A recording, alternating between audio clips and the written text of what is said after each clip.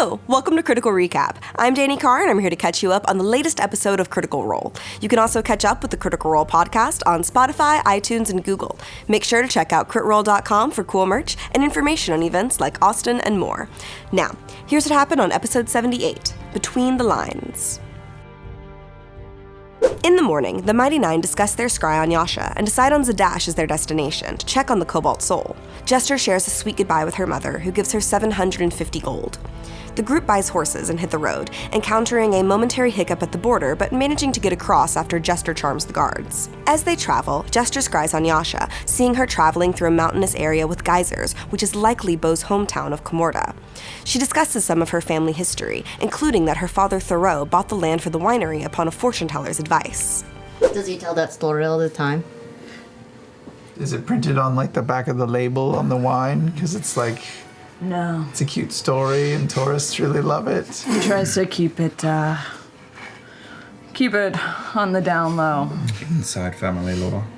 There's debate about checking on Comorta, so Jester messages Thoreau, who confirms that everything is fine. The Nine continue to Zadash, stopping in Trostenwald to reminisce about where they first met. They find out that the bomb box have shut down due to Beau and her mail fraud. In Allfield, they find out that Bryce has been relocated to Blade Garden, and Jester leaves a traveler statue at the Candleglow Inn.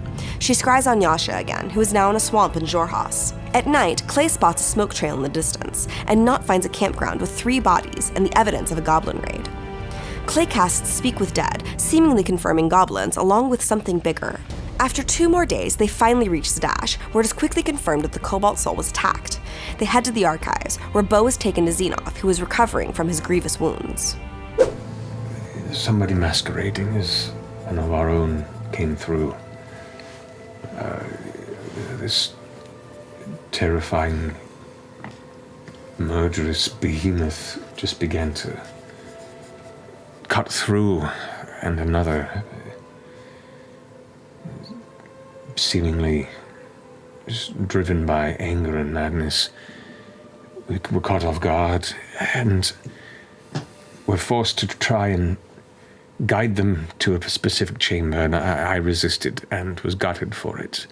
Xenoth takes them down to the repository for research. Oban's stolen book was folklore about corrupted celestial entities put in service by the betrayer gods. Beau researches Torog the Crawling King, a dark god banished to the Far Realm. His realm of Carceri is marked by underground caves and manacles and prisons.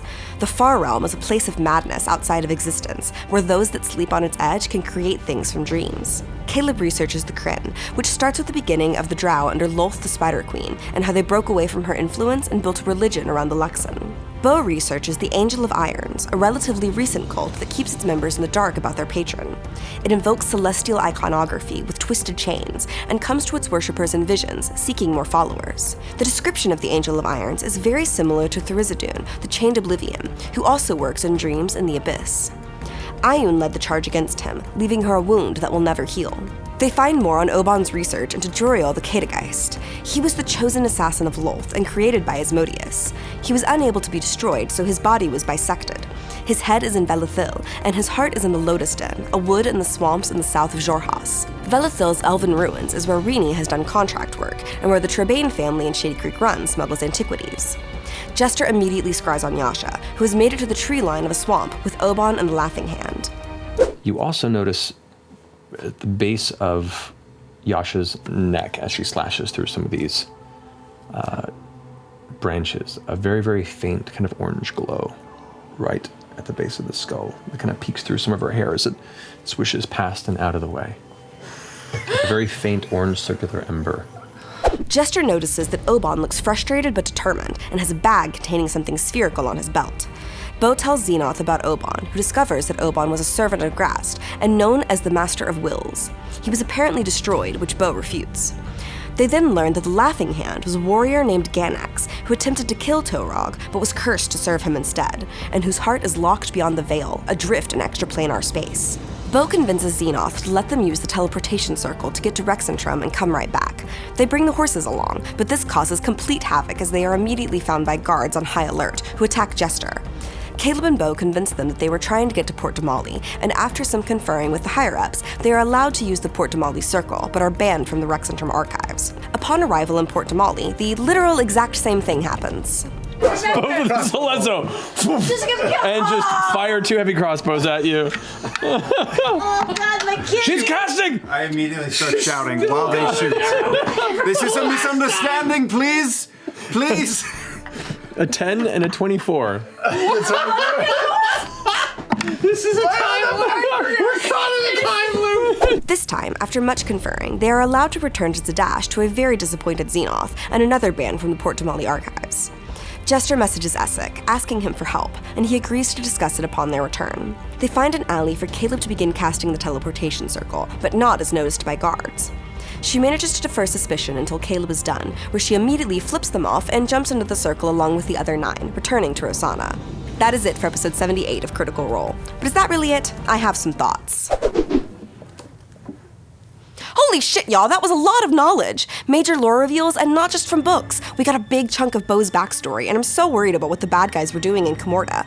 I'm glad they found out as much information as they did in the Cobalt Soul, because the amount of libraries the 9 are allowed in is dwindling quickly. Did that bag contain Juriel's head, or is there still another stop to make? Will the 9 get there in time to stop them from taking the heart? I'm seriously going to have to update my poor board. Oh, mighty 9. Anyway, catch episode 79 on Thursday, September 26th at 7 p.m. Pacific on twitch.tv/Critical Role, or a week later on our podcast, and stay tuned to critroll.com for all the latest updates. Hey y'all, thanks for watching this episode of Critical Recap. Make sure to like and subscribe and hit that little bell below to get notifications on all our uploads. Bye!